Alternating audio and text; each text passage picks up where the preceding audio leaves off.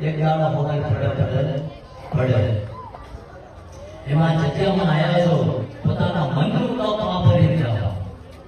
હું કહી દઈશ કે સારું થઈ જશે જેવી ગ્રંથિ કાઢી નાખો કે મનનું તપ વાપરો. જો બાપુ મને કહી દેતા હોય દાદા અને તમારું ભલું થઈ જતું હોય તો તમે કદાચ 10 મિનિટ આ જગ્યામાં બેઠા તમે નથી કરી શકો. તમે પોતાનો આત્મવિશ્વાસ તો વાપરો કે દાદા મારું કેમ ના સાંભળે ના સાંભળે. જો તમારી ઓળખાણ નથી, તમને આ ગામમાં કોઈ ઓળખતું નથી તો ટાઈમે જો તમને રોટલો આપી હોય તો આગળનો ધંધો બસ મારો ભગવાન